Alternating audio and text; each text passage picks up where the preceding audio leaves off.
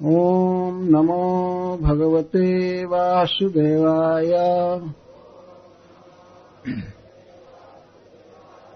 ओम नमो भगवते वासुदेवाय। ओम नमो भगवते वासुदेवाय।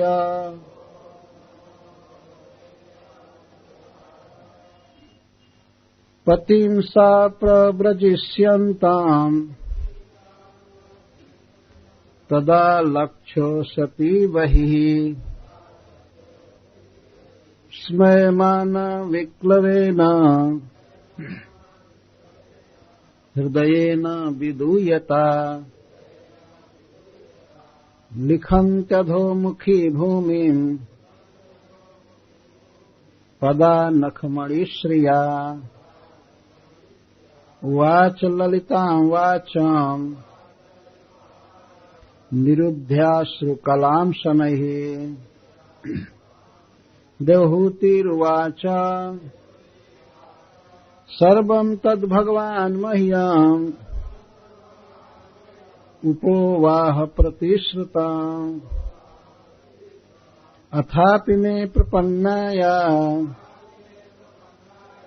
अभयं दातुमर्हसि। पति को सा वह देवहूति प्रव्रजिष्यन्तं घर छोड़कर जाने के लिए तैयार। तदा उस समय अलक्ष्य समझकर उषती अत्यंत सुंदरी देवहूति वही ही बाहर से स्मयमाना मुस्कुरा रही थी, परंतु विक्लवेन विह्वल हृदयेन हृदय से विदूयता दुखी हृदय से। प्रातःकालीन बैठक में कथा हुई थी कि देवहूति को श्री कर्दम जी ने दुर्लभ भोग दिया जो देवताओं को भी सुलभ नहीं है। और अंत में यह वर्णन हुआ कि कर्दम जी को 9 पुत्रियां प्राप्त हुई देवहूति के गर्भ से। अपनी प्रतिज्ञा के अनुसार कर्दम जी अब गृह का त्याग कर वन में जाने के लिए प्रस्तुत हुए। प्रव्रजिष्यन्तं परिव्रजन करना चाहते थे, विरक्त होकर घर गृहस्थी से और वन में जाकर के भगवान का भजन करना चाहते थे। पतिं प्रव्रजिष्यन्तं अपने पति को इस तरह से परिव्रजन करने के लिए देख करके देवहूति बहुत दुखित हुई। यद्यपि बाहर से मुस्कुरा रही थी वही स्मयमाना, लेकिन विक्लवेन हृदयेन विदूयता, इसका हृदय बहुत विह्वल था, विकल था। विदूयता बहुत दुखी, मन में बहुत दुख अनुभव कर रही थी। इतने महान पति का वियोग हो जाएगा, इस विचार से वो बहुत दुखी हो गई। यद्यपि देवहूति के पास अपार धन था, संपत्ति थी, वह अद्भुत भवन था, कहीं भी आ जा सकता था विमान, परंतु सबके बाद एक पतिव्रता स्त्री के लिए सबसे उत्कृष्ट धन है पति। पति के बिना उसके जीवन की कोई शोभा नहीं है। सीता जी ने कहा है भगवान राम से रामायण में, जिय बिनु देह नदी बिनु बारी तैसी नाथ पुरुष बिनु नारी। जैसे शरीर प्राण के बिना मृतक कहा जाता है और पानी के बिना नदी हो सुनसान लगती है, तो इस तरह से बिना पति के स्त्री होती है। इतने वर्षों तक करदम जी साथ रहे और जब ही 9 बच्चियां हुई तो घर छोड़कर जाने के लिए तैयार हो गए। यह धर्म है। ठीक है, संबंध है पति पत्नी का, लेकिन सबसे बड़ी जो जिम्मेवारी है, दायित्व है किसी जीव पर, वो है भगवान कृष्ण के प्रति प्रेम विकसित करना है। उसके लिए कुछ भी छोड़ा जा सकता है। और सब संबंध क्षणिक हैं, कुछ खास समय के लिए हैं, लेकिन भगवान से प्रेम करना आत्मा का सहज कर्तव्य है, सहज स्वरूप है, और वही सत्य है। तो उस सत्य धर्म के लिए असत्य धर्मों को, कर्तव्यों को छोड़ा जाता है। करदम जी इस प्रकार तैयार हो गए। उनके इस निश्चय से देवहूति बहुत दुखी हो गई। एक दिन पति के सामने वह दुखी हृदय से कुछ कहने लगी। उस समय वह अपने नख से भूमि कुरेद रही थी। ये स्त्रियों का स्वभाव होता है, शोक के समय वो अपने पदनख से भूमि को कुरेदती हैं। यह उनके दुरंत चिंता का लक्षण है। ये बहुत दुख में है। श्रील प्रभुपाद जी परपोर्ट में लिखते हैं, जिस समय श्री गोपीजन भगवान कृष्ण के सामने आई थी रास लीला के लिए, उस समय भगवान ने कह दिया कि तुम लोग घर जाओ, अपने पति की सेवा करो, बच्चों की सेवा करो, स्वजनों की देखरेख करो। अर्थात ये कह दिया कि तुम लोग लौट जाओ। तब गोपियों की ऐसी दशा हुई थी, तो उस समय भी वे अपने नख से धरती कुरेद रही थी, नीचे देख रही थी, अधोमुख। अपने नख से, जिसकी शोभा मणि के समान थी, मोती के समान चमक रहे थे नख, ऐसे नख से धरती कुरेदने लगी। और धरती कुरेदते हुए उसने अपने पति से इस प्रकार कहा। उस समय उसके आंखों में आंसू उमड़ रहे थे, परंतु अपने आंसुओं को उसने रोक लिया। अपने दुख को बहुत प्रकट नहीं करना चाहती थी।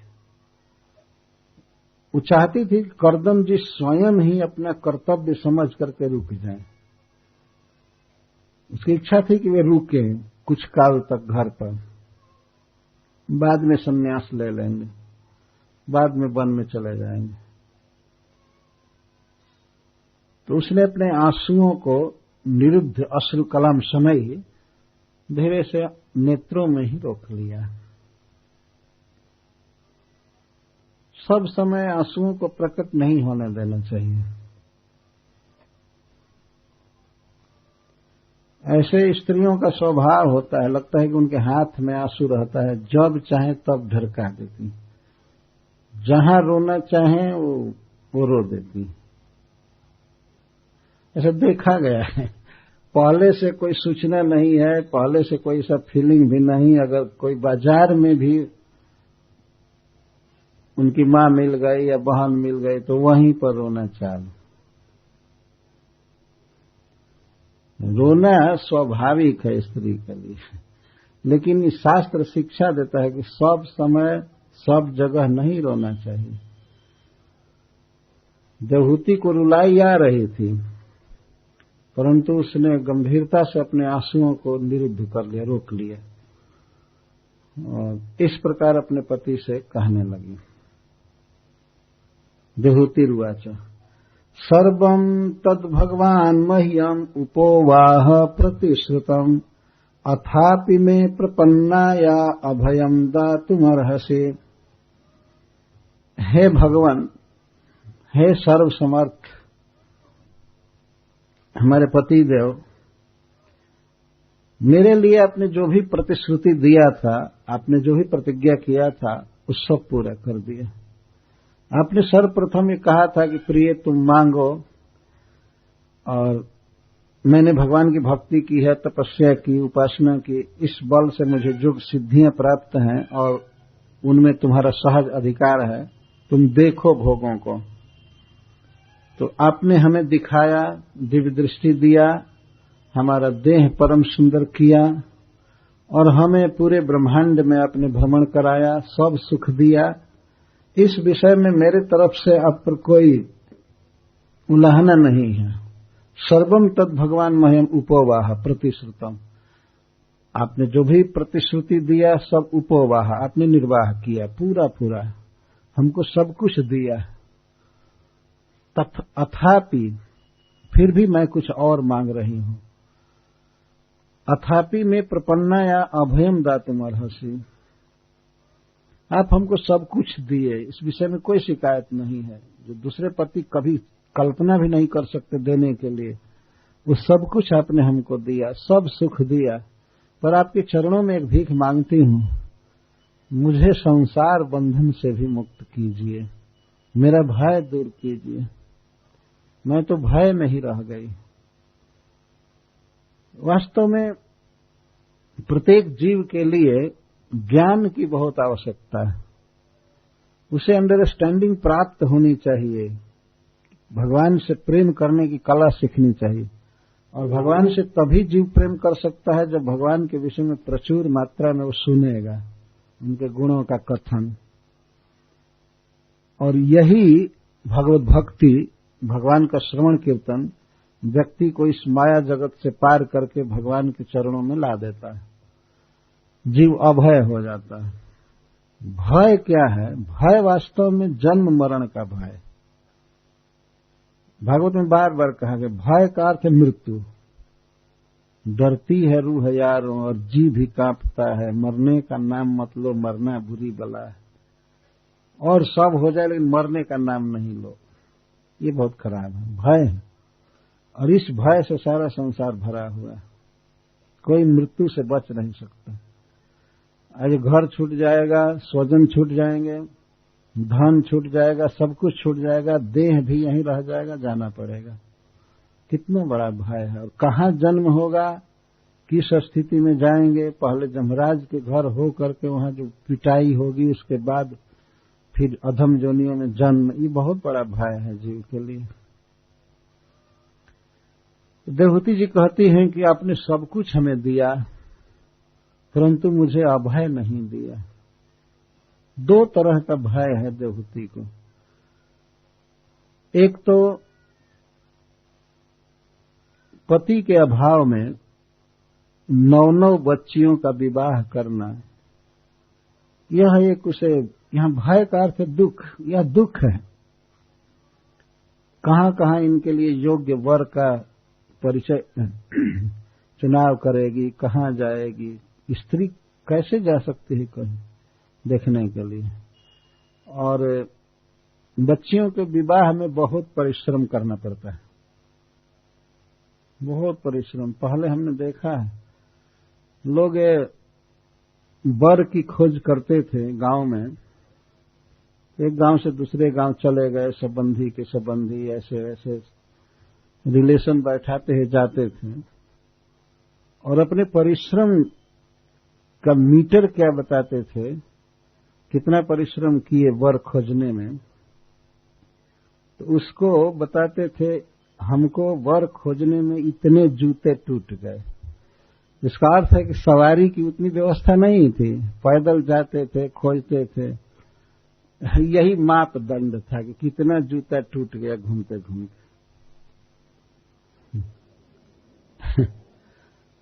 अब तो रिक्शे हो गए, बसें हो गई, ट्रेन हो गई, सब कुछ हो गया, तो लोग अब कम जूता तोड़ पाते हैं। लेकिन पहले का स्टैंडर्ड था इस तरह से। अभी भी बच्चियों के विवाह में बहुत परिश्रम करना पड़ता है। एक तो ये सोचना कि कौन लड़का मिलेगा, कैसे स्वभाव का, हमारी लड़की को, कन्या को जीवन भर उसके साथ रहना है, तो ये सब क्वालिफिकेशन देखना, कुल शील स्वभाव सब देखना, और सबके बाद बैठाना कि हाँ ये लड़का ठीक है, ये बहुत कठिन काम है। और लड़के वाले केवल ठुकराते हैं, अभी नहीं करना है, अभी पढ़ाई हो रही है, अभी ये हो रहा है, वो हो रहा है, उनको कोई गरज नहीं होती है न। देखें, इस दशा में मान लीजिए पति चला जाए वन में, सन्यासी हो जाए, तो पत्नी क्या करेगी? वो बेचारी दीनहीन ऐसे ही थी, धन होते हुए भी वो कुछ नहीं कर सकती थी। तो यह एक दैन्य था उसके सामने।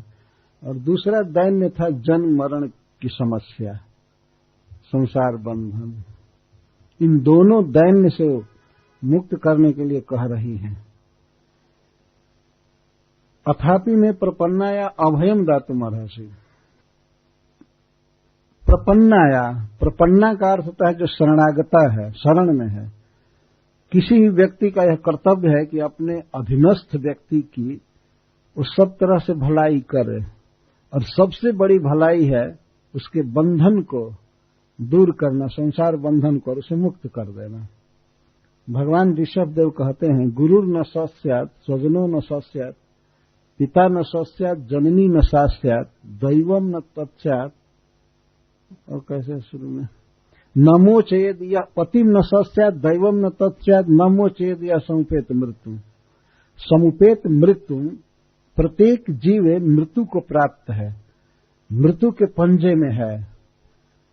तो ऐसे मृत्यु के अधीन रहने वाले अपने आश्रित को यदि कोई गुरु मुक्त नहीं किया तो गुरु गुरु नहीं है।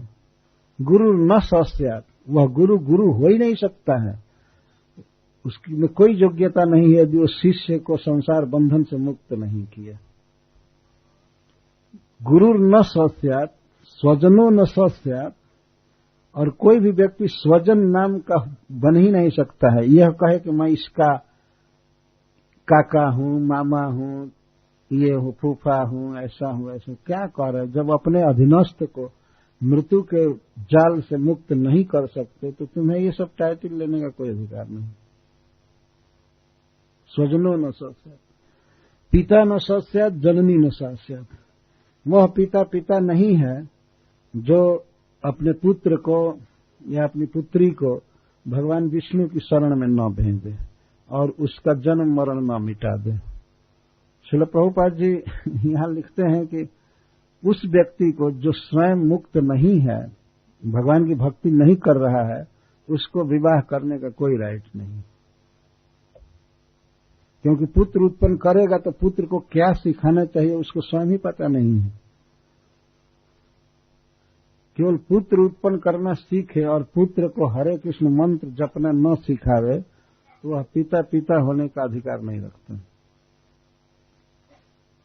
तो क्या किया जाए? तो सरकार ऐसे ही पड़ी हुई है कि बच्चा मत उत्पन्न करो। लेकिन कहने का आशय यह है कि स्वयं ही भक्त बनना चाहिए और अपने बच्चों को भी भक्ति का अभ्यास कराना चाहिए, शिक्षा देनी चाहिए। जननी न सास्यात्, वह जन्म देने वाली मां नहीं कही जा सकती, जननी नहीं कही जा सकती जो अपने संतान को भगवान की भक्ति सिखा करके जन्म मृत्यु से मुक्त न कर दे। और पति न सस्यात्, वह व्यक्ति पति नहीं बन सकता। पति का अर्थ है हस्बैंड अथवा राजा, स्वामी। वो पति नहीं हो सकता है जो अपनी पत्नी को भगवान की भक्ति में न लगावे। न सस्यात्, भगवान आर्डर जैसे करे वो है ही नहीं। वास्तविक जो योग्यता है पति में या राजा में, गुरु में, माता पिता में, वह यह है कि सबको भगवान, अपने अधीनस्थ को भगवान विष्णु की भक्ति में लगावे जिससे उसका जन्म मरण मिट जाए। ये सबसे बड़ा भय है वास्तव में। ये संसार जो अनेक संबंधों में बांधा गया है, तो हमेशा इसके लिए कि जो सुपीरियर हैं, जो श्रेष्ठ हैं, वे अपने कनिष्ठ को सर्वदा विष्णु के शरण में भेजें, भगवान की तरफ भेजें। वो अवसर दें, ऐसी शिक्षा दें कि लोग श्री जगन्नाथ जी को समझें, भगवान को समझें। अन्यथा इस तरह के सुपीरियर पद को लेने का अधिकार नहीं।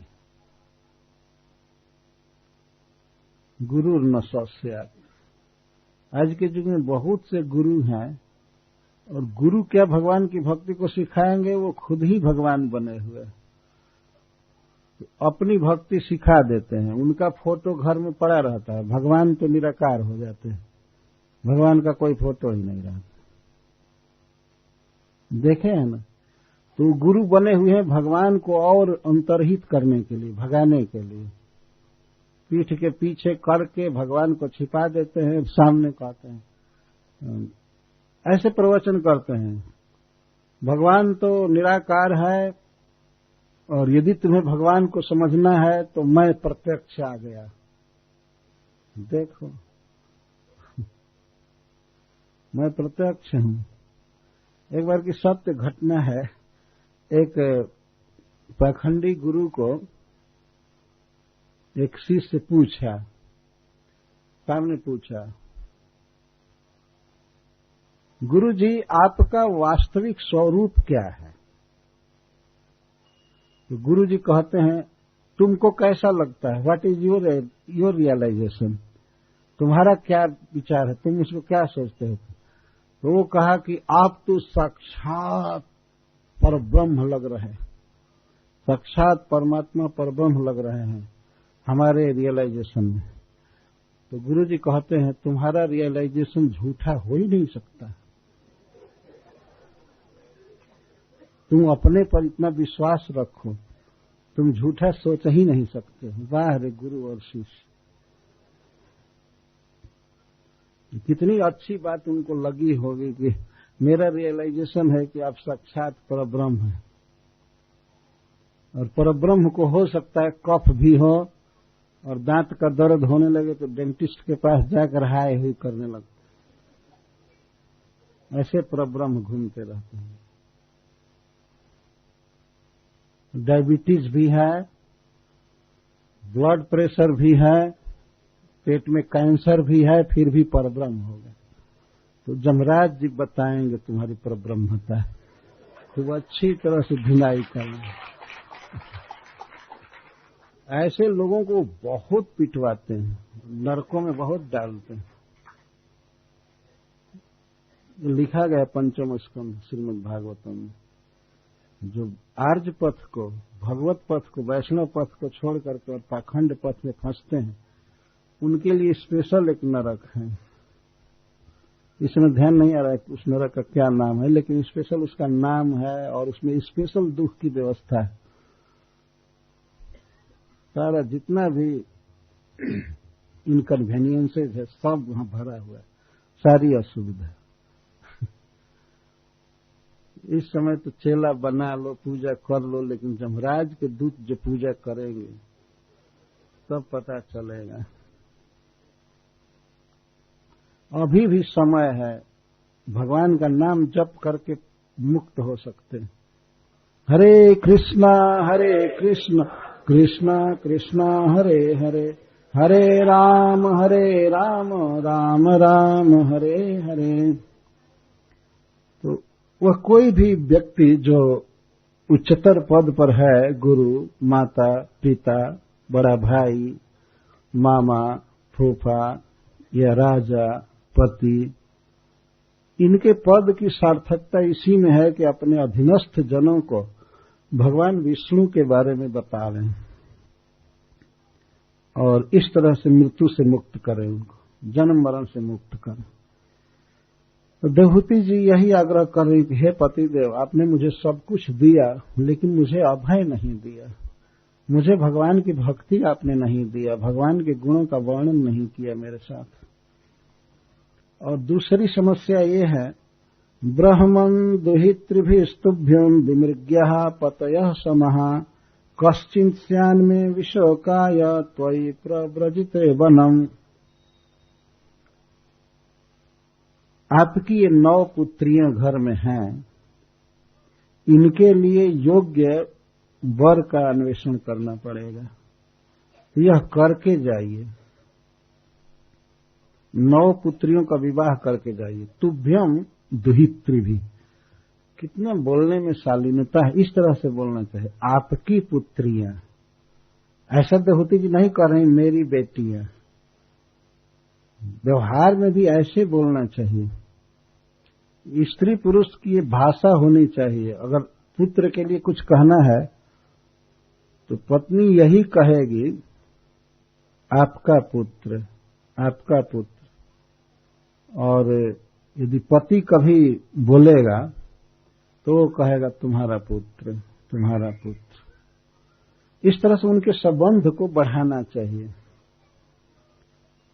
एक बार सीता जी से गांव की स्त्रियां पूछ रही, जब सीता जी अपने पति के साथ, भगवान राम के साथ वन में जा रही थी, तो भगवान का नियम था कि वे गांव में नहीं प्रवेश करते थे।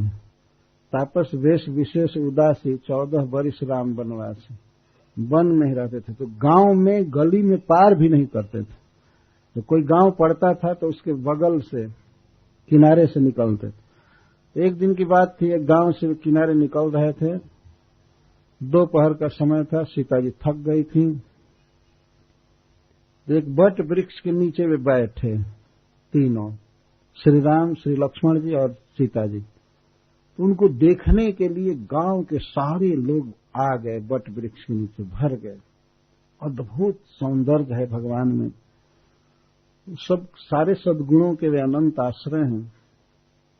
तो देख देख करके लोग चकित हो गए, इतनी सुंदर, और वन की तरफ जा रहे हैं। तो बहुत जिज्ञासा हुई। स्त्रियां सीता जी के पास बैठी थीं और पुरुष भगवान श्री राम के पास। बातचीत होने लगी। स्त्रियां पूछती हैं सीता जी से कि हे सखी, लगता है आप राजकुमारी हैं, किसी राजा की पुत्री हैं, तो आप वन में क्यों जा रही हैं, और ये दोनों आपके कौन लगते? ये तो ये समझ गई थी, फिर भी कहलवाना चाहती थी कि सांवले आपके कौन लगते हैं, गोरे कौन लगते हैं। सांवले मतलब भगवान श्री राम और गोरे लक्ष्मण जी। सीता जी कहती हैं, सहज सुभाय सुभग तन गोरे, नाम लखन लघु देवर मोरे। इस तरह से बोल रही हैं। ये जो आप देख रही हैं, जिनका बहुत ही सहज सुंदर स्वभाव है और शरीर से जो गोरे हैं, ये मेरे छोटे देवर हैं। इसका अर्थ है कि वे अपने पति से उसका संबंध बता रही हैं कि हमारे पति के भाई हैं और वो भी छोटे देवर हैं। इसका अर्थ है कि बड़े देवर भरत जी हैं। इस भाव से सीता जी बोल रही है। प्रभु देवर मोरे कह रही हैं, इसका अर्थ है कि बड़े देवर भरत जी हैं और ये हमारे छोटे देवर हैं। तो देवर कहने का मतलब हमारे पति के भाई, इस तरह से बोल रही। तो पति के साथ उनके संबंध को दृढ़ करती है। वैदिक संस्कृति की विशेषता रही है, कभी किसी का परिचय देना हो तो ऐसे देना चाहिए। अपने साथ जो संबंध है उसको प्राथमिकता न दे करके पुत्र के साथ, पिता के साथ ऐसे उसका संबंध बढ़ाना चाहिए। किसी से, आजकल की स्त्री से पूछा जाए, जो बहुत अपने को पढ़ी लिखी समझती है शहर की, तो पूछे ये कौन है, वो मेरे मिस्टर हैं। ऐसे बात। और किसी के कुछ है कि नहीं पता भी नहीं लगने देगी, पता नहीं लगने देगी। और वो भी स्त्रीण व्यक्ति जब अपना परिचय देगा तो कहेगा मैं उसका मिस्टर हूं, चाहे जो भी। ये नहीं कहेगा कि मैं इस पिताजी का पुत्र हूं, मेरे ये भाई हैं, मेरा गांव यहाँ है, ये है, वो है। बस अपने वाइफ से ही परिचय देगा, क्योंकि उसी के कारण लगता है कि बहुत यशस्वी अपने को मानता है। ये सब विधियां हैं। तो देवहूति जी कह रही हैं, तुभ्यम दुहित्र भी, आपकी दुहिताएं, आपकी पुत्रियों के लिए वर खोजना चाहिए ना। विमृग्या पतः सम, सम का अर्थ है योग्य, योग्य वर खोजना चाहिए। तो आपकी पुत्रियां हैं तो आप खोजेंगे ना। ये सहज बात आ गई। देवहूति जी ये नहीं कह रहे कि मेरी बेटियां कैसे विवाही जाएंगी, आप चले जाएंगे। तो इतने से ही बहुत बात में अंतर हो जाता है। ये मेरा मेरी अपने लिए नहीं करना चाहिए, दूसरे स्वजनों के साथ ज्यादा संबंध जोड़ना चाहिए। आपकी पुत्रियां चली जाए, विवाह हो जाए, इनको योग्य वर मिले, ये काम करना है। और दूसरी बात है कश्चिन स्यान में विशोकाय त्वयि प्रव्रजते वनम, और जब आप वन में चले जाएंगे तो कोई होना चाहिए, अर्थात हमें एक पुत्र चाहिए जो हमारा शोक दूर करे। कश्चित स्यात् में विशोकाय, मेरा शोक दूर करे। मैं जब आपके विरह में रहूंगी तो आपका प्रतिनिधि मेरे साथ होना चाहिए। ऐसा शास्त्र कहता है कि पति ही पुत्र के रूप में जन्म लेता है।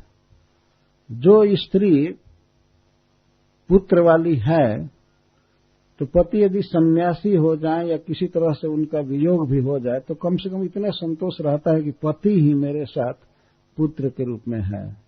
स्त्री को बहुत बड़ी सांत्वना मिलती है।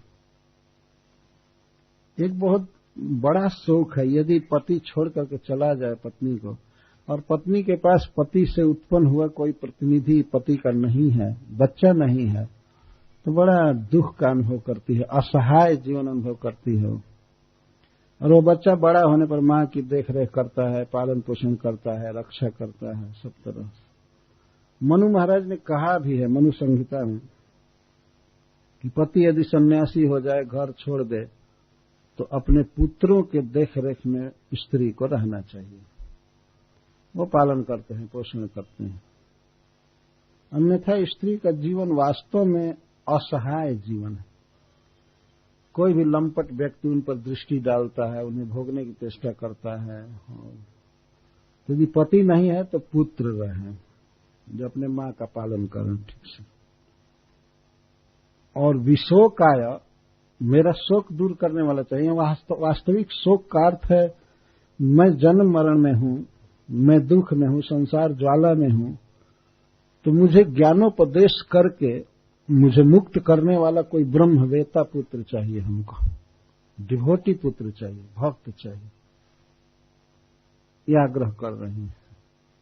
हमें पुत्र चाहिए जो पुत्र भगवान कृष्ण की कथा सुनावे, ज्ञानोपदेश करे, भगवान के गुणों का वर्णन करे, जिससे मेरा शोक दूर हो जाए और आपके विरह का शोक भी इस तरह से दूर होता रहे। मैं उस पुत्र के साथ रहूंगी तो उसको देख करके हमारा शोक दूर होगा कि आप मेरे साथ। पुत्रियां तो होती हैं तो वो तो चली जाती हैं घर छोड़ करके। भगवान ने ऐसी विधि बनाई है, जन्म कहीं और होता है और रहना पड़ता है उनको दूसरी जगह। माता पिता के यहाँ जन्म होता है, पढ़ाई लिखाई करती है और अंत में पति को सुपुर्द कर दी जाती है। माता पिता स्वयं ही वर ढूंढ करके दे देते हैं, कन्यादान करते हैं।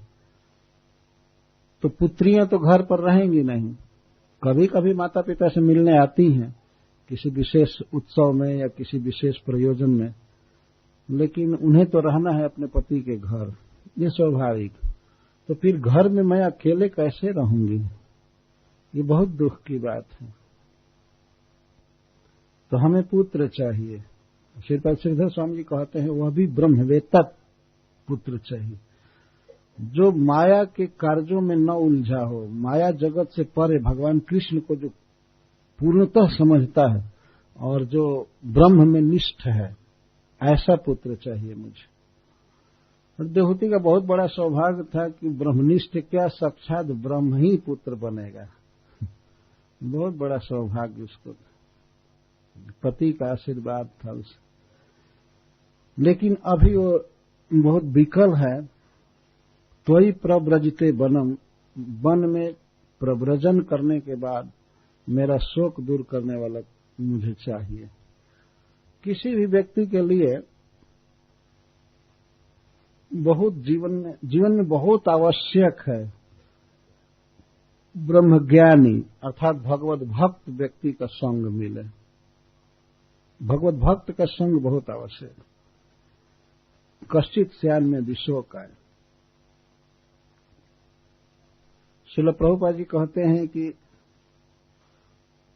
यदि किसी स्त्री को पुत्र प्राप्त है अपने पति से, तो पति का यदि निधन भी हो जाए तो वह स्त्री विधवा नहीं मानी जाती, क्योंकि पति ही पुत्र के रूप में उपस्थित है, वो जो उसके शोक को दूर करता है। लौकिक पुत्र भी, फिर भगवत भक्त पुत्र हो जाए तब तो कहना ही क्या, तो उसका शोक दूर होता है।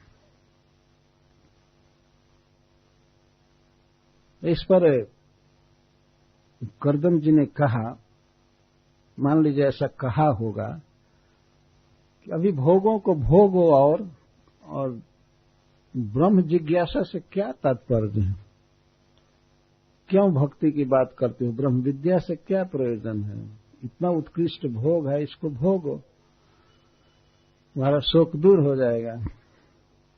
तब देवहूति जी कहती हैं, एतावतालम काले न व्यतिक्रांते न मे प्रभो इंद्रियार्थ प्रसंगे न परित्यक्त परात्मनः। इतने काल तक मैं भोग की, खाई पी, आपके साथ रही, इंद्रियों के प्रसंग में, इंद्रियों की आसक्ति में, इंद्रियों को भोग देने में हमारा इतना समय चला गया, यही काफी है, पर्याप्त है, पर्याप्त है, अब मैं भोगों को नहीं भोगना चाहती। एतावता काले न अलम, अलम निवारण, अलम का अर्थ है निवारण, बहुत समय बीत गया, 100 वर्ष तक पूरा बीता है इंद्रियों के अर्थों में। इंद्रियों के अर्थ क्या है, जिसको विषय कहते हैं, आंख का विषय है रूप, कान का विषय है शब्द, नासिका का गंध, त्वग इंद्रिय का विषय है स्पर्श, और रसना जिह्वा का विषय है रस, टेस्ट। इनको मैं 100 वर्ष तक भोगी हूं, और सबसे उत्कृष्ट भोग, सबसे सुंदर रूप देखना, खाना पीना, और जो भी है भोग स्पर्श इंद्रिय के, इन सबको मैंने पूरी तरह से भोगा है, इसमें बहुत समय मैंने बिता दिया, अब हद हो गया, सीमा हो गई, अब मैं नहीं करना चाहती हूं, मुझे नहीं चाहिए इंद्रियों का अर्थ, इंद्रियों का भोग, बहुत अधिक हो गया।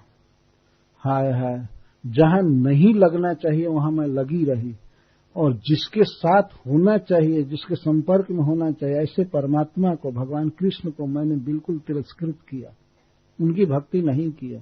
परित्यक्त परात्मना, परात्मा परब्रह्म भगवान कृष्ण का मैंने अनादर किया। होना चाहिए था यह कि मैं उनके चरणों में रहती, उनके रूप गुण आदि का स्मरण करती, उनकी भक्ति करती, इसके लिए जीवन था, लेकिन उनको मैंने परित्यक्त, विस्मृत कर दिया, उनकी भक्ति नहीं कर रही थी। और इंद्रियार्थ प्रसंगेन, इंद्रियों के विषयों की आसक्ति में ही मेरा इतना समय चला गया। हाय हाय, अब मैं भोग नहीं चाहती हूँ, मुझे भक्ति चाहिए, मुझे ज्ञान चाहिए, मैं वैराग्य चाहती हूँ। यह है देवहूति की कामना, और बहुत शोकपूर्ण उद्गार व्यक्त कर रही है कि मैंने भगवान की उपेक्षा किया। इस जीवन में प्रत्येक व्यक्ति को सबसे अधिक महत्व भगवान को देना चाहिए, क्योंकि वही दुनिया बनाए हैं, सब कुछ खाने पीने रहने की व्यवस्था किए हैं, ये देह भी दिए हैं, और देह से भोगे जाने वाली वस्तुएं भी भगवान दिए हैं।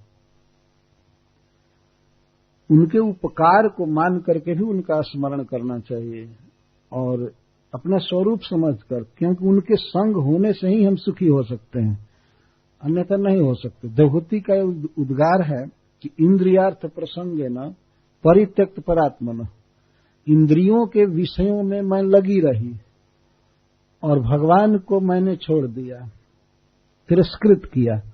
भगवान का नाम न लेना, भगवान का दर्शन न करना, आरती न करना, वास्तव में भगवान का बहुत बड़ा तिरस्कार है, ये उपेक्षा है। मनुष्य वैसे ही खाता है, पीता है, सोता है, स्त्री संग करता है, सब करता है, लेकिन भगवान की भक्ति नहीं करता, तो ये ईश्वर का अपमान हो रहा है। इस तरह से भगवान की उपेक्षा करके कोई व्यक्ति सुखी नहीं हो सकता है। जो जीवन का सबसे प्रधान कार्य है उस पर कोई ध्यान नहीं, और जो बिल्कुल फालतू है, आहार निद्रा भय मैथुनम, था उसमें लगा रहता है। जिस कार्य से उसे सख्त बचना चाहिए उस कार्य में लगा रहता है, और जिस कार्य को रच रच के करना चाहिए उसके निकट नहीं जाता। कितने दुख की बात है। भगवान के अनेक मंदिर हैं इस संसार में, लेकिन कुछ लोग मंदिर में भी नहीं जाते। रोज दुकान में जाएंगे, ऑफिस में जाएंगे और गलत खान पान रहेगा, गलत लोगों के साथ बातचीत सब, लेकिन भक्तों के साथ कभी उठना बैठना नहीं, भगवान के मंदिर में उनका दर्शन नहीं। यह बहुत शोक की बात है वास्तव में। देवहूति यही बात कह रही है कि बहुत हो गया, बहुत हो गया, अब मैं विषय भोग को नहीं चाहती हूं। इतना स्पष्ट कहना, मुझे विषय भोग नहीं चाहिए, अब मुझे भगवान का आदर करना है, भगवान को हमें समझना है। मैंने भगवान का जो तिरस्कार किया, उनकी विस्मृति किया, हमारे जीवन में बहुत बड़ा शोक है। तो मुख्य रूप से देवहूति भगवान के बारे में सुनना चाहती है। सुनने से ही भगवान का संग होता है, ये हृदय में प्रवेश करते हैं। इतना समय बीत गया, यही बहुत बड़े दुख की बात है। प्रत्येक व्यक्ति को वास्तव में इसी विचार में रहना चाहिए। हमारा इतना दिन जो समय बीता भगवत विस्मृति में, यह बहुत ज्यादा हो गया, बहुत ज्यादा हो गया। तो भगवत विस्मृति और इंद्रियार्थ प्रसंग, इंद्रियों के विषयों में प्रसंग, प्रकृष्ट संग, आसक्ति, लोग जुट लगे हुए हैं। कहाँ खाने को अच्छा मिलेगा, पहनने को अच्छा मिलेगा, सुनने को अच्छा मिलेगा, देखने को मिलेगा, इसी के लिए पैसा अर्जन करना, कमाना, मेहनत करना, ये सारा मेहनत फॉर नथिंग, कुछ के लिए कोई लाभ नहीं, व्यर्थ हो जाता, अंत में शरीर छोड़ना पड़ता है। तो यह शरीर मिला है जीव को भगवान की भक्ति के लिए। जिह्वा से भगवान का नाम बोलना, आंख से दर्शन करना, कान से सुनना, हाथ से मंदिर मार्जन आदि करना, पैर से भगवान के धाम की यात्रा करना। तो नियम होना चाहिए कि अब हम खाएंगे तो केवल जगन्नाथ जी का प्रसाद खाएंगे, उनको भोग लगाकर खाएंगे, और कोई भी नन भेज वगैरह तो देखेंगे भी नहीं। ये सब व्यर्थ है वास्तव में। क्या सुख मिलेगा? और इंद्रियार्थ स्त्री संग आदि में जीव को केवल क्लेश ही हाथ लगता है, कोई सुख नहीं है वास्तव में। मनुष्य का आनंद भगवत भजन है, और एक कुत्ते बिल्ली का आनंद है इंद्रियार्थ। कुत्ते बिल्ली भी इतना सुख लेते हैं। मनुष्य का अधिकार है ब्रह्म सुख लेने का, स्पिरिचुअल आनंद लेने का, उत्कृष्ट आनंद। तो जो उत्कृष्ट आनंद है उसके तरफ ध्यान भी नहीं गया, और जो बिल्कुल निकृष्ट नारकीय सुख है उसी में मेरा समय चला गया। अब मुझे नहीं चाहिए। और इसके बाद एक जुक्ति से करदम जी को कह रही है कि पतिदेव मेरी बहुत बड़ी गलती थी, मेरी बहुत भूल थी। इंद्रियार्थे सुसज्जन्त्या प्रसंगस्तोई में कृता। मैं आप जैसे महान भक्त के साथ जो इस तरह से रही पत्नी बन करके, पर मेरा लक्ष्य कभी नहीं था कि मैं भक्ति करूं। इंद्रियार्थे सुसज्जन्त्या, मैं शुरू से ही इंद्रियों के भोगों में आसक्त थी। तो आप इतने धनी, इतने महान, इतने यशस्वी हैं, और आपके योग बल को देखा मैंने, तो मेरे मन में आपसे लेने की इच्छा हुई कि मुझे ये भोग मिले, संसार में मैं भी भ्रमण करूं, देवताओं को जो सुख मिल रहा है वो मुझे मिले, यह मिले, वह मिले। केवल भौतिक सुख के लिए मैंने आपका संग किया। ऐसे मैंने सेवा की, ये बात कह रही है, लेकिन मेरे मन में हमेशा रहा कि हमारे पतिदेव परम समर्थ हैं, हमको ये भोग देंगे, ये भोग देंगे, ये भोग देंगे। तो भोगों की लालसा रह करके मैंने आपका संग किया। आपके महान स्वभाव को, परम भावम अजानन्त्य, अजानन्त्य परम भावम, मैं आपकी महिमा को नहीं जान पाई। परम भावम क्या है कि आप भोगों में बिल्कुल आसक्त नहीं थे। मैंने देख लिया है इतने वर्षों में, आपकी कोई रुचि नहीं थी भोगों में। आपका भाव भगवान कृष्ण के चरण कमल में रहा हमेशा, परंतु मैं उसको जान नहीं पाई। आज मैं समझ गई कि आप कितने निष्प्रिय हैं, कितने सुखी हैं, और भगवान की भक्ति से आप पूर्णतः तृप्त हैं। तो मैं आपके परम भाव को, आपके भक्त स्वभाव को मैं नहीं जानती थी, पर फिर भी मैंने आपका संग किया है, मैं आपकी धर्मपत्नी बनी हूं, आपके साथ रह रही हूं, तो मुझ तथापि अस्तु अभयाय में, तो मेरा कल्याण होना ही चाहिए। चाहे जिस भाव से मैं आपके साथ रही हूं, आप महान हैं, भगवान के भक्त हैं, आप ब्रह्मनिष्ठ हैं, तो मेरा आपके गुणों से उद्धार होना ही चाहिए। मैंने बहुत बड़े व्यक्ति का संग किया है, महात्मा का संग किया है। मेरा इंटेंशन अच्छा नहीं था, मैं भोगों को चाहती थी, लेकिन संग बहुत बड़े व्यक्ति का किया, महान पुरुष का संग किया। इस कारण से मेरा उद्धार होना ही चाहिए वस्तु शक्ति से। जैसे कोई अग्नि को शीतल समझ करके छुए तो अग्नि तो जलाएगा ही, तो हमने अपना पति मान करके और भोगों को भोगने की लालसा से आपका संग किया, आपकी सेवा की, आपके साथ रही, तो आपका जो गुण है वो मुझ में आना चाहिए। यही वास्तव में बहुत जुक्तिपूर्ण बात है। मेरा अवगुण आप में नहीं जाना चाहिए, और ये होता भी नहीं वास्तव में। बड़े लोग जो होते हैं वो छोटे के अवगुण से प्रभावित नहीं हो पाते हैं, अपना गुण संचारित कर देते हैं। जैसे गंगा जी में बहुत सी नदियां मिलती हैं, कर्मनाशा का जल भी गंगा जी में गिरता है, लेकिन गंगा जी दूषित नहीं होती हैं कर्मनाशा के जल से। कर्मनाशा के जल को भी अपने समान पावन बना देती हैं। कर्मनाश जल सुरसरी परई, तही कह को अपनीत न कहई, रामचरितमानस में कहा गया।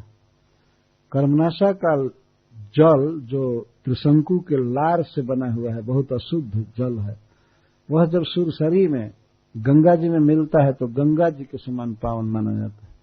और कर्मनाशा की बात छोड़िए, कानपुर में, मुरादाबाद आदि शहरों में कितने गंदे जल नाले गिराए जाते हैं गंगा जी में, तो क्या वे गंगा जी को दूषित कर देते हैं? नहीं, गंगा जी उनको पावन कर देती है। कौन ऐसा व्यक्ति है जो गंगा जल को अपने माथे पर नहीं रखता है, पीता नहीं? क्या कोई कभी सोचा है कि इसमें बड़े बड़े शहरों के गट्टर गिरे हैं, नाले गिरे हैं? कभी कोई सोचा है? ये है गंगा जी का प्रभाव। गंगा जी को के आश्रय में कोई आया, शरण में आया, कितना गंदा नाला हो, गंगा जी अपनी महिमा से उसको पावन बना देती है। यही बात देवहूति जी कह रही है। भले मेरा स्वभाव रहा छोटा, मैं भोग चाही, बहुत निकृष्ट चेतना मेरी थी, लेकिन मैंने आप जैसे महान भक्त का संग किया, इसलिए मेरा तो हित होना ही चाहिए आपके प्रभाव से। सूरदास जी ने एक पद गाया है, प्रभु मेरे अवगुण चित्त न धरो। हे नाथ, हे कृष्ण, आप हमारे अवगुण को मत देखिए, मैं तो अवगुण की खान हूं। प्रभु जी मेरे अवगुण चित्त न धरो। तो उदाहरण देते हैं, समदर्शी है नाम तुम्हारो, चाहे तो पार करो। आप तो समदर्शी हैं, और इस तरह के उदाहरण देते हैं। एक लोहा पूजा में राखत, एक घर बधिक परो, यह दुविधा पारस नहीं जानत, कंचन करत खरो। एक लोहा है जो पूजा में रखा जाता है, डीटी किचन में भगवान का प्रसाद बनाया जाता, तो फल काटना, छिलना, बनाना, सब्जी बनाना, जो भी है, वो लोहा भगवान के पूजा गृह में रहता है, किचन में। और दूसरा वैसा ही ठीक लोहा घर बधिक परो, बधिक के व्याध के घर में रहता है, जो जीवों को काटता है, शरीर को काटता है, बेचता है, मारता है। दोनों लोहा है, एक भगवान के पूजा में रखा हुआ है और एक बधिक के घर में पड़ा हुआ है। लेकिन पारस पत्थर स्पर्श मणि यदि टच करे तो ये दुविधा नहीं करेगा कि ये कसाई का लोहा है, ये पशु काटता है, और ये भगवान का लोहा है। वो दोनों को सोना बना देगा, वो कभी ये विचार नहीं करते हैं। स्पर्श मणि एक जड़ मणि है इस जगत में, उसका ये प्रभाव है। तो फिर संत का और भगवान का प्रभाव तो कहना ही क्या। कभी विचार नहीं करता है स्पर्श मणि की ये बहुत बकरा काटा है या मुर्गा मुर्गी काटा है लोहा, इसको सोना नहीं बनाएंगे। और भगवत प्रसाद काटने वाले लोहे को सोना बनाएंगे, नहीं, कभी नहीं सोचता। यह दुविधा पारस नहीं जानत, कंचन करत खरो। और फिर कहते हैं एक नदिया एक नार कहावत, गंदो नीर भरो। लेकिन जब मिल के कैसे है सुरसरी नाम परो, गंदे जल बहते हैं, गंगा जी में गिरते हैं, लेकिन गंगा जी का संग होते हैं सब गंगा हो गए, सारे गंदे जल गंगा जी हो जाते हैं। तो इस प्रकार से बड़े लोगों का स्वभाव होता है, उनकी जो भगवान के चरण कमल में निष्ठा होती है, उस कारण से अपने आश्रित को इस तरह से शुद्ध कर देते हैं, प्रभाव पड़ता है। देवहूति जी कहती हैं कि इंद्रियार्थेषु सज्जनता प्रसंगस्तै में कृत। इंद्रियों के भोगों में आसक्त होने से मैंने आपका संग किया है। ये आपके साथ मैं रह करके वही उद्देश्य रखी, खाना पीना भोगना। लेकिन आप तो भोगों से अनासक्त हैं, भगवान कृष्ण की भक्ति से भरे पड़े हैं, अतः आपके प्रभाव से मुझे अभय दान मिलेगा ही, मेरा कल्याण होगा। एक सिद्धांत बता रही है, संगो यह संस्कृत हेतु रसत्सु विहितो धिया सएव साधु सुकृतो निसंगत्वाय कल्पते। यह सिद्धांत है कि यदि कोई दूषित लोगों में संग करे, उनके साथ रहे, खान पान उठना बैठना करे, जो असत हैं, असत का अर्थ है जो भगवत विमुख है और पाप कर्म में रचे पचे हैं, यदि उनका कोई संग करे और अधिया अज्ञान में भी गलत लोगों का संग करे, तो वह संग जन्म मृत्यु का कारण हो जाता है। दुष्टों का संग करने से संसार बंधन बढ़ता है, दुख बढ़ता है। अनजान में भी संग करे तो सएव साधुसु कृतो, और वही आसक्ति वही संग यदि साधुओं के साथ किया जाए और अनजान में भी किया जाए तो निसंगत्वाय कल्पते, वह मुक्ति देने वाला हो ही जाता है, मोक्ष देने वाला होता है। भले साधु की महिमा कोई समझे या न समझे, पर उसको अच्छा लगता हो यदि साधु के साथ बैठना बात करना, उसमें आसक्ति हो, तो वो निसंगत्वाय कल्पते, वो व्यक्ति कर्म बंधन से मुक्त हो जाता है, उसका मन भगवान में लग जाता है। यह अपने आप सिद्धांत।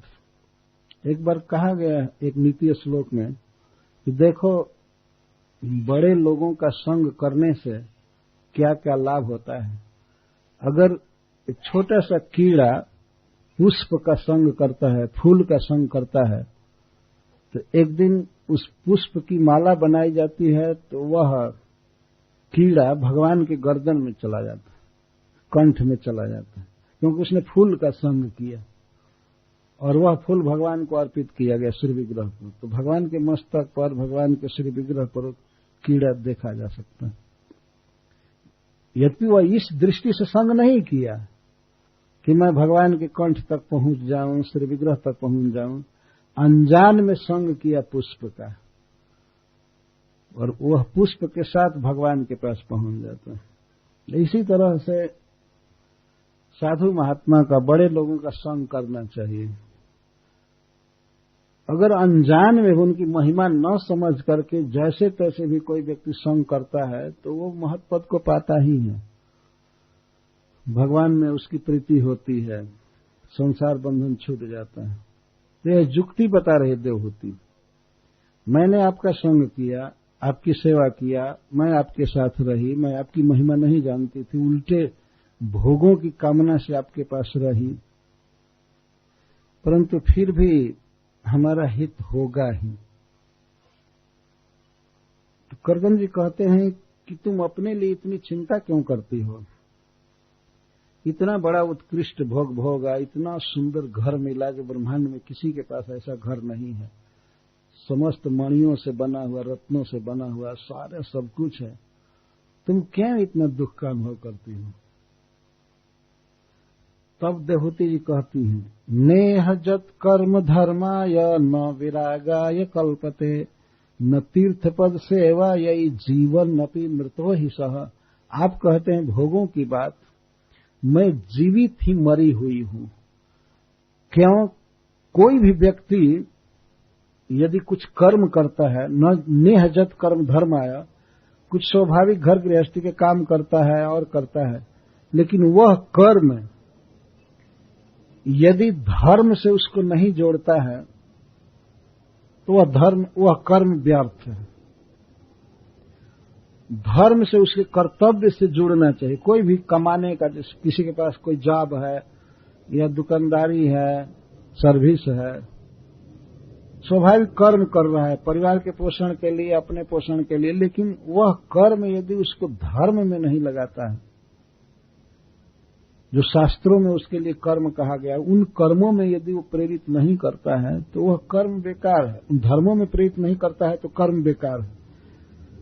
और न विरागाय कल्पते, और वह कर्म धर्म में प्रेरित करके और धर्म का आचरण करके यदि विराग की प्राप्ति नहीं करता है, वैराग्य नहीं, अटैचमेंट में रह जाता है, अर्थात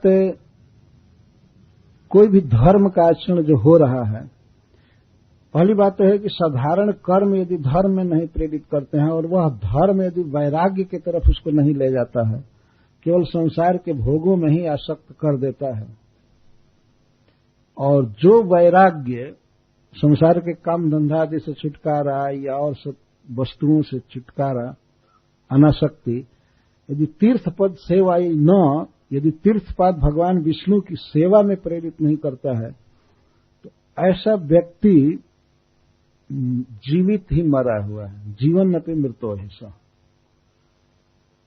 जो कर्म दिन रात होते हैं सवेरे से शाम तक, इन कर्मों का फल होना चाहिए कि धर्म में रुचि हो।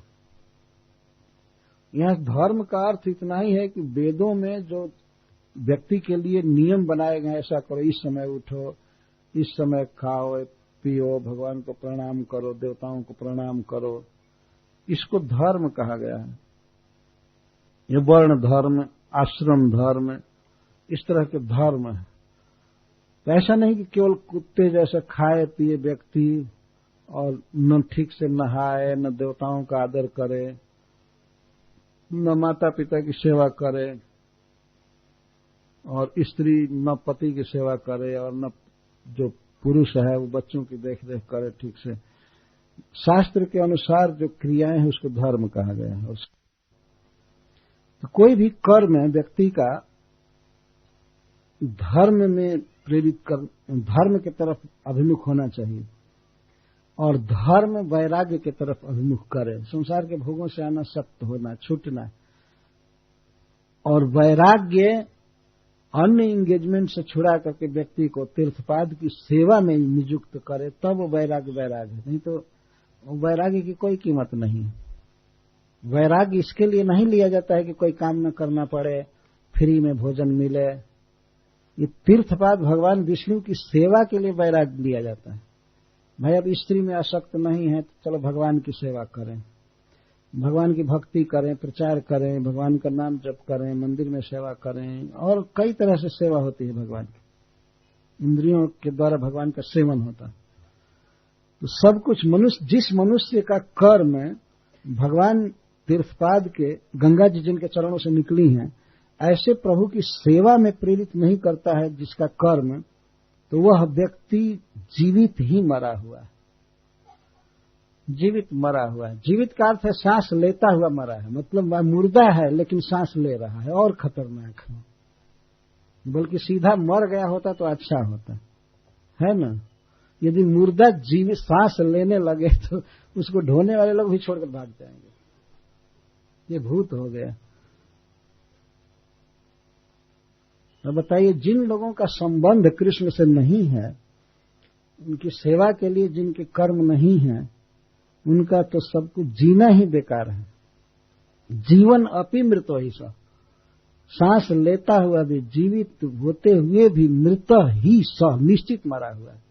जिनहरि भगत हृदय नहीं आनी, जीवत सौ समान तय प्राणी। जीवत सौ बहुत खतरनाक होता है। यदि वास्तव में मृतक शरीर अकस्मात जी जाए तो वहां के सब लोग भाग जाएंगे कि हाय बाप, ये महाभूत हो गया, क्या करेगा। इस तरह के भूत नगर नगर में भरे हुए हैं सब जगह। जगन्नाथ जी का भजन नहीं करते हैं, वही खान पान, टीवी देखना, सिनेमा देखना, ये सारे जीवित मुर्दे हैं, वास्तव में भूत हैं। बहुत खतरनाक स्थिति है संसार की। जीव का जीवत्व क्या है? कृष्ण से प्रेम करना, यही जीवन का लक्षण है, यही जीव का स्वरूप है। जैसे अग्नि में दाहिका शक्ति जो है वही अग्नित्व है, अग्नि का धर्म है, प्राण है। जिस आग में दाहिका शक्ति न हो, जला न रहा हो, तो उसको आग कैसे कहेंगे? कभी नहीं कह सकते हैं आग। क्या कोई कहेगा? बेवकूफ आदमी भी ऐसा नहीं कह सकता है कि ये आग है, जो जला ही नहीं रहा, जिसमें आंच नहीं है, ताप नहीं है, तो उसको अग्नि नहीं कह सकते। तो जीव का स्वरूप है कृष्ण नित्यदास, जीव का स्वरूप है कृष्ण से प्रेम करना, सेवा करना।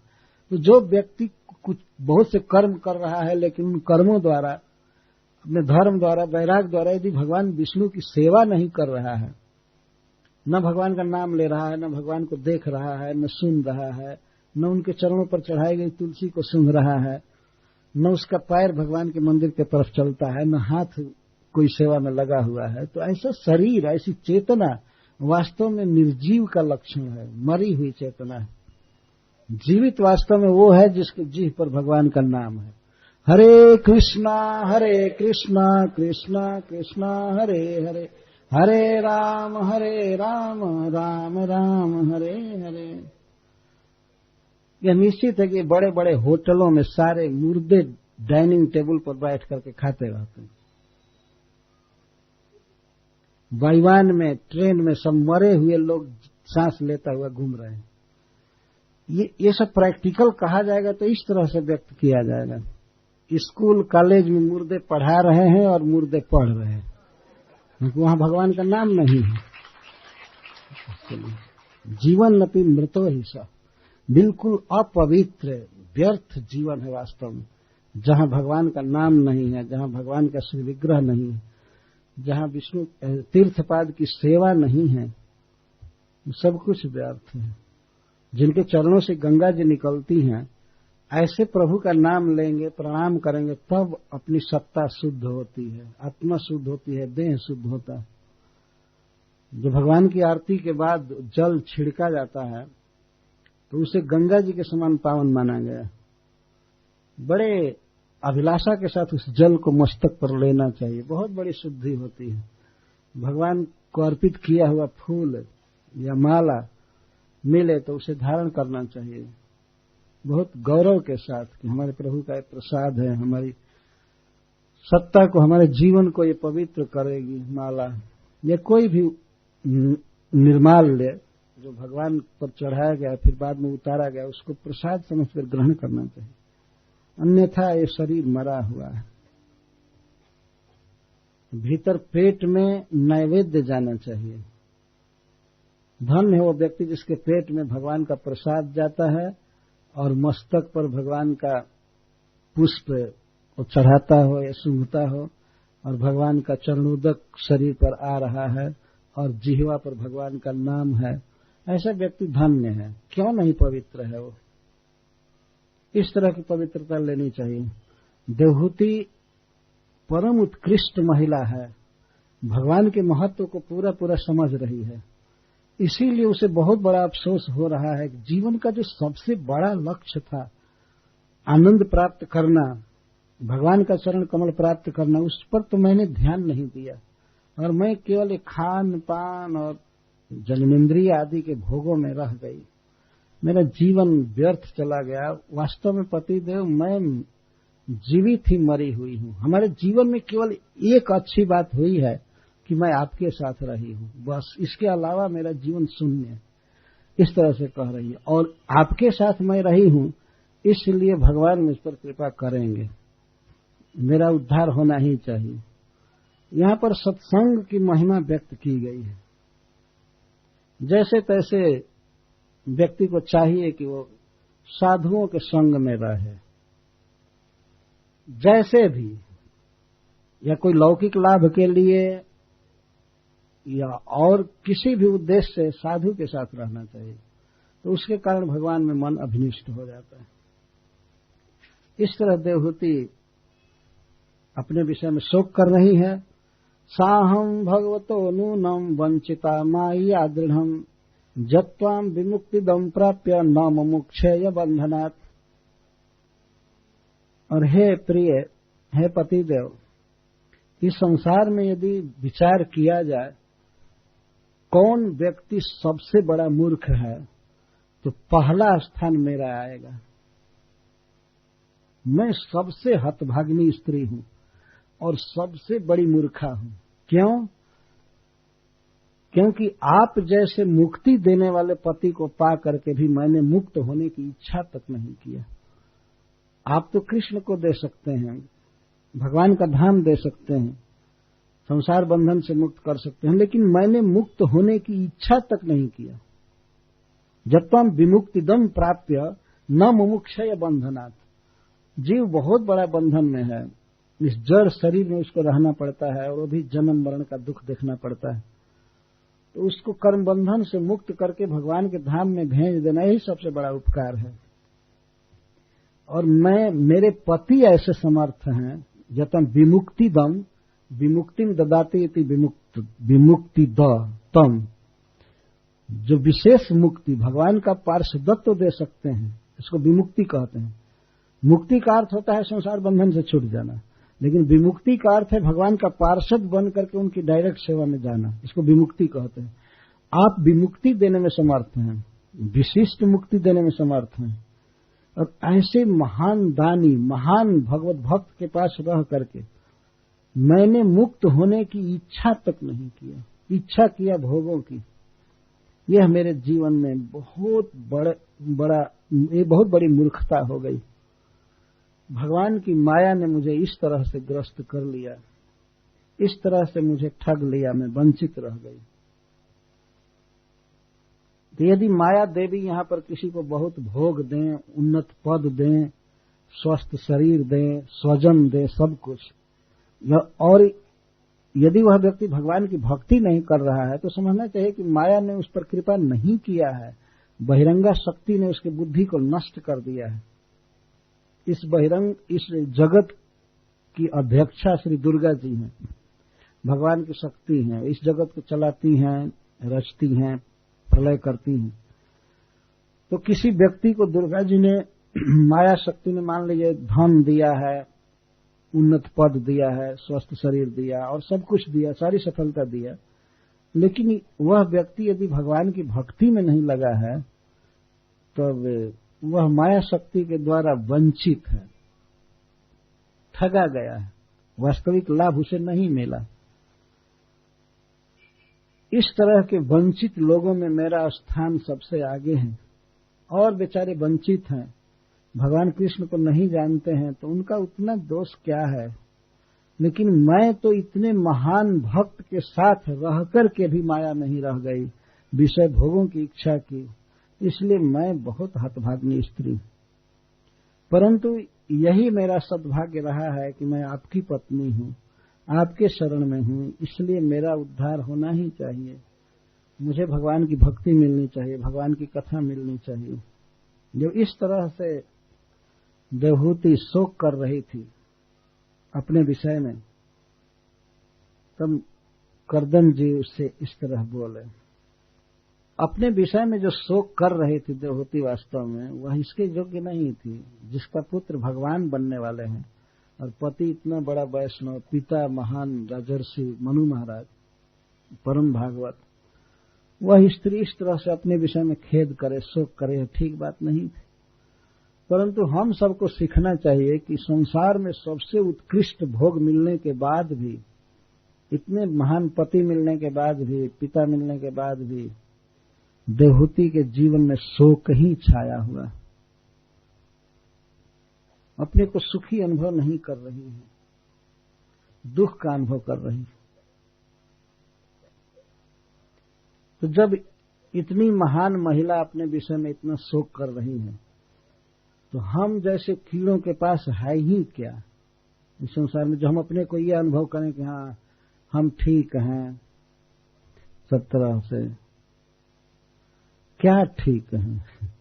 कोई समाचार पूछता है किसी से, आप कैसे हैं? हाँ ठीक है, ओके ठीक है। क्या ओके वोके? कुछ नहीं ओके नहीं, सब गड़बड़ी है वास्तव में। आज कटक से भक्त आए तो मैं पूछा कि सब ठीक है ना, तो कहते हैं कि क्या ठीक है, किस माने में आप पूछ रहे हैं ठीक है? क्या ठीक है? ठीक कुछ भी नहीं है।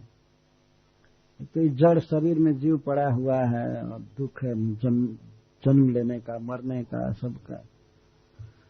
और भगवान में यदि सहज प्रीति नहीं है, प्रेम नहीं है, तो तबीयत ठीक नहीं है, हालत ठीक नहीं है।